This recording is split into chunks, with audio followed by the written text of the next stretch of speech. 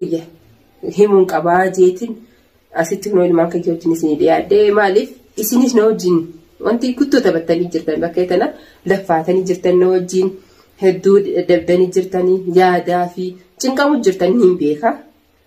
Cinqamu rakkachuu jirtanii Fatiyaan maaliif jirti galtee moo arrallee galle maal jettanii rakkachuu jirtan. Ijoolleen amma bunaa gammachuu xiqqoo wayii goggonaa jaanii dhaabbadda dura bunaa miti dura asitti warroonni galateeffachuu qaban irra hedduun galateeffachuu qaban daawwattoota kiyya saniifuu dura gammachuu tiyyeessaa isinitti as bahee ibsuu barbaadeeti.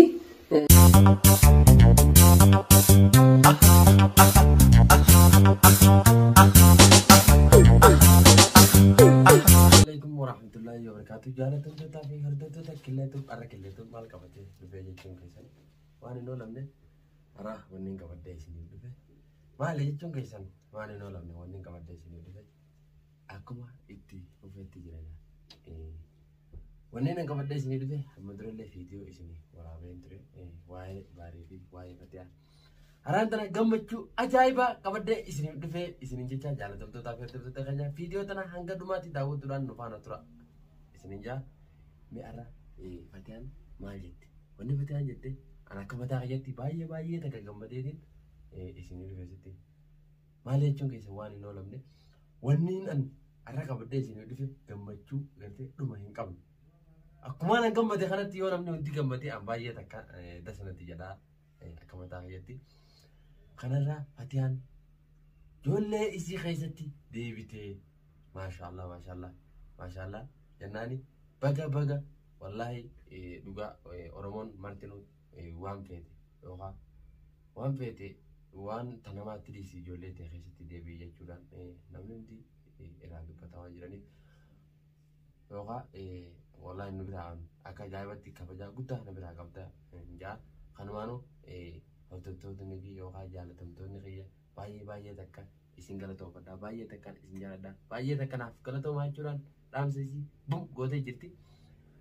Kanarraa duraan illee namni manaan hin baafne yookaan nama jaanii namaatiin manaan deemne jechuudhaan isinillee nyaata qabdu ibsattee jirti gaa. Kanarraa jaalatamtootaa fi hordoftoota keenya wanni Fatihaan jettee maali? Garuu nama gammachiisa namatti tola. An akka mataa kiyyaatti dhugaa takka isiituni duraan illee viidiyoo amma dura irraa waraabaa jiru yookaan waraabaa jiru irratti illee Fatihaa tanamaatti dhiisii ijoollee tantee keessatti deebi'i jechanii waan turreef garuu waadaa keenya san hin diine waan nuti jenneen sanillee isiillee harkaan darbine baga ijoollee ta'e keessatti deebitee sin jenna atillee nama silaa galatoomfamuu qabu yookaan nama ifamuu qabu jechuudha.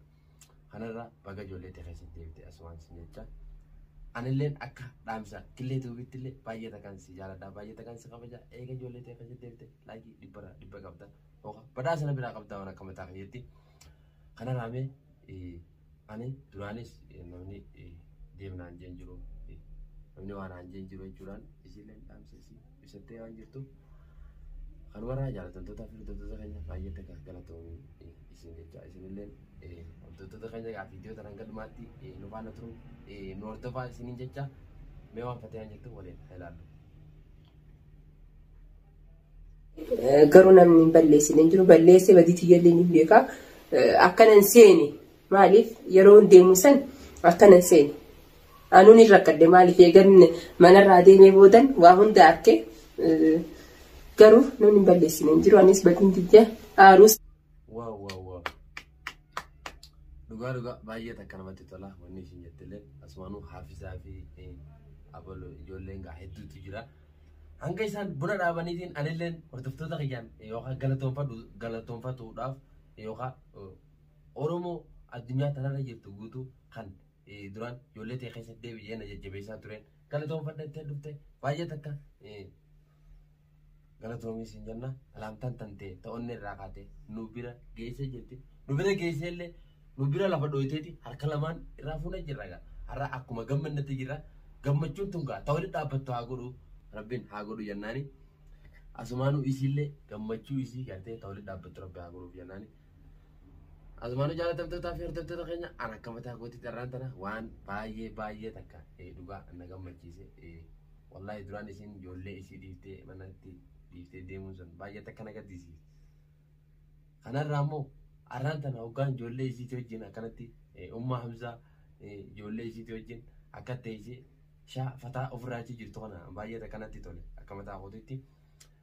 Kanarraa ijoolleen tiyya kunoo ijoollee nama lamaatu gaa isii wajjin yookaan Hamzaa wajjin viidiyoo gaa dhuftee kunoo nuuf waraaftee jirti. Kanarraa egaa jaalatamtootaa fi hordoftoota keenya guddoon kaameraan ni sodaatti jechuudhaan isiillee yaada qabdu ibsattee jirti. Rakkoon qabu isuma ijoolluma agartee kaameraan sodaanillee nu as fiddee nu barsiisuu keetii baay'ee takka galatoomi isin jenna. Asumaanuu dhugaa jabaadhu isin jenna. Baaroo maal jee baaronni inni jee maal yoo ta'an kanarraa dhugaa illee irratti daawwalteeti. Haasofsiiftee fuudheetiin jira jaartii sadaffaatu fuudheetiin jira namni inni qubba qaban jiru. Inni kun kana dhibee baar kun katti na dhibee maali gaa inni beeruma shammaduu ta'e moo haadhalumaan aggatuu ta'e moo isa biratti rakka shanan fakkaate nuti ta'e nuti gaa takkaa hodhamneeti takkaraa lamaa godhatu dadhabnee tattaa'u jirra inni kam sadii godhuu danda'u. Kan gaafii natti ta'e garuu kana inni gaafame kanuma fuudhu tana guutuu waan tuqatuun hin tuqatee tuma fuudha yookaan waa dhalaan gaafate burujoo isaa kanan dandeenye na fakkaate dhalaan tummee warreen dhalaa taatan komantii jalatti wanni naa barreessitan maali yoo kan jettan taate namni masaanuu jaalattan nin jaaladhaa jettanii komantii naa barreessitan maaliif jedhaa dubbii kan hayyee osoonii fi fatiyaa fuudhee qabu ilillee fuudhee ammas tabiraallee tasadaffaallee godheetiin jira jeeti dubbate. Wanni kuni na dhibe garuu dhalaan tunoo osuma beektuuti heerumti moo dho'iseeti fuudhamoo biyya arabaa waan jiruuf namni kun dalagaa malee ol qubaa waan hin qabneef tanaas asuma fuudheetuma mana kireessee bisanii sicha fuudheetuma mana kireessee jiraataa jechuudha. Inni dalagajee biraa deemeetuma inni waan biraatti hiraa jechuudha. Akkasii gaa akka mataa waatiitti kana na fakkaata.